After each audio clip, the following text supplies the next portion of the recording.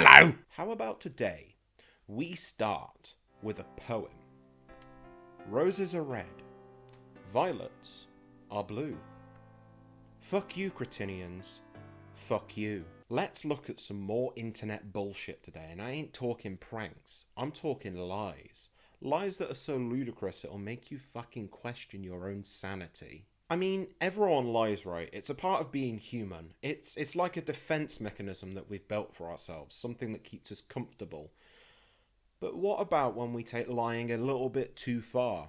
We start lying to make ourselves look cool. I know this all too well. I have lied once. Oh my God! The lie was absolutely ludicrous, and I don't know how I got away with it for so long. But let me tell you about that lie. This lie I told to my sister when we were children.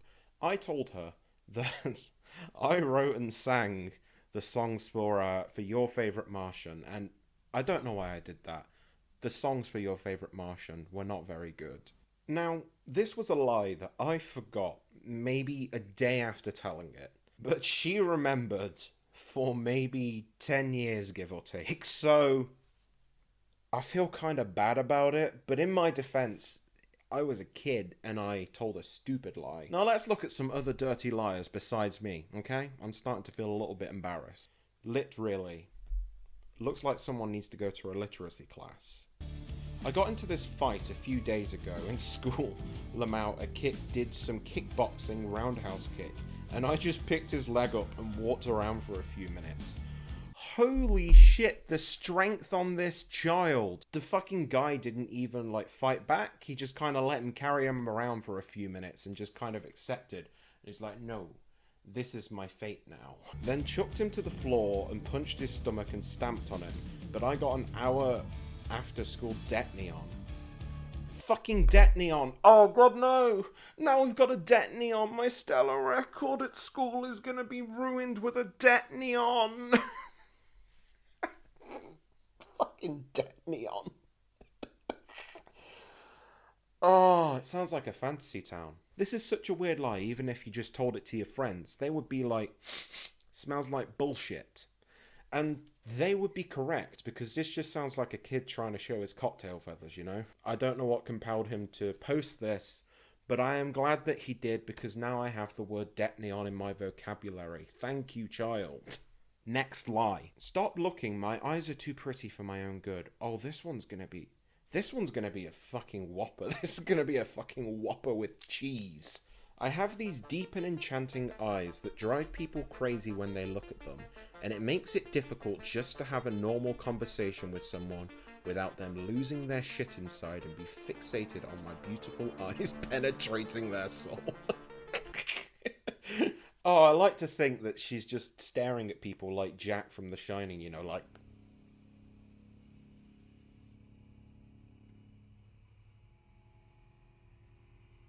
Like, if I'm at the grocery store and I need to speak to the cashier or whatever for any reason, I don't need her to have a seizure and reevaluate her life choices.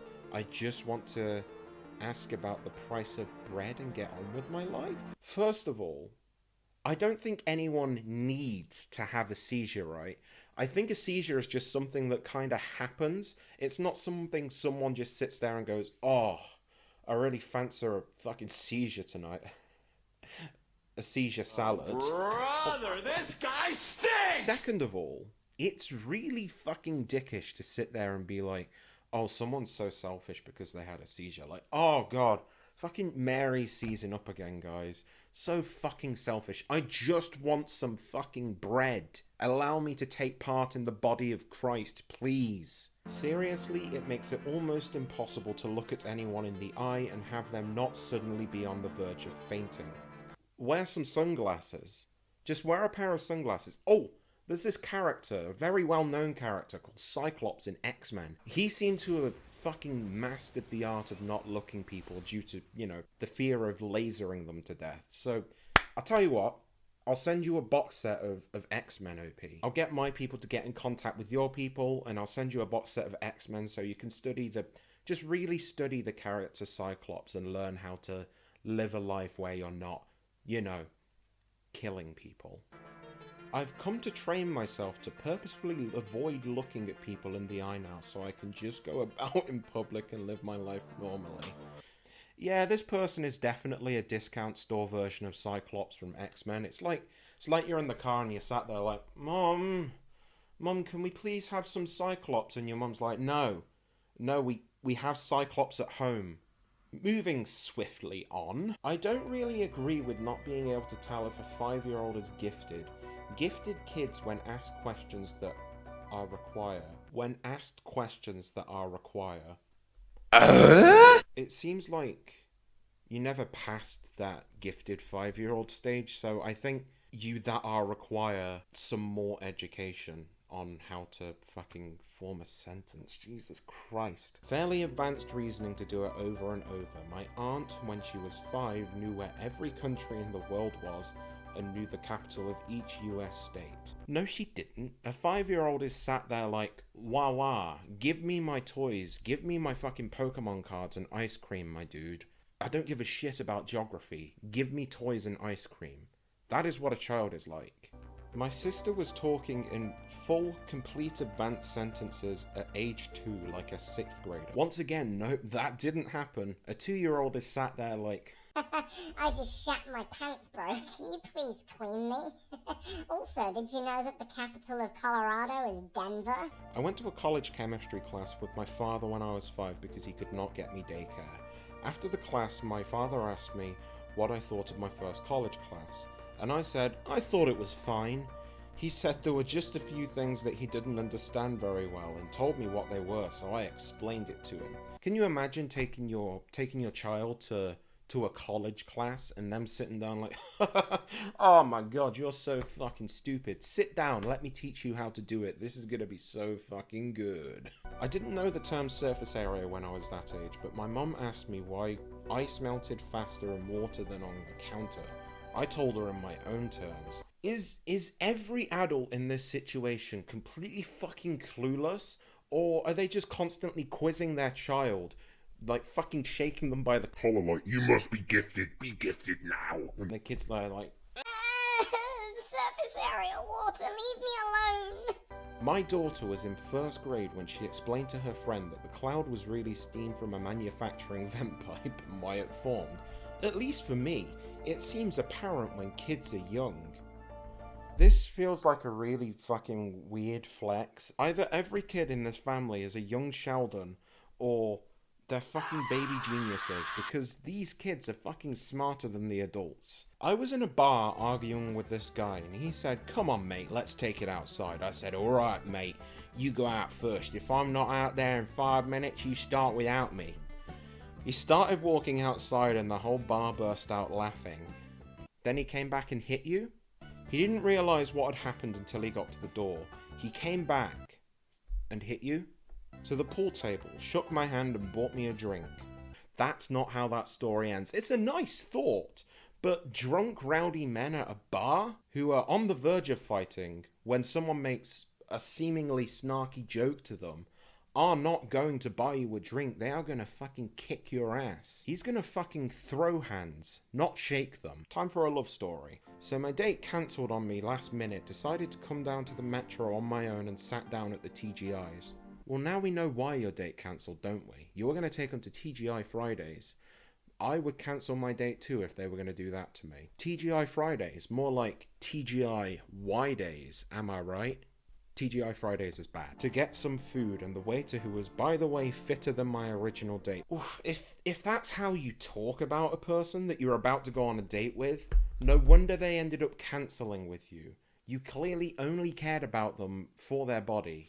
I think even if you went on this date, it was not going to work out. Asked for my number and sat down with me after his shift. You win some, you lose some. That's a super unprofessional fucking waiter. I mean, maybe she didn't actually go to TGI Fridays. Instead, she went to TGI Thigh-Days, which is essentially like a place where the waiters get up on the table and dance like they're in fucking Magic Mike. In all seriousness, though, couldn't someone lose their job for something like that?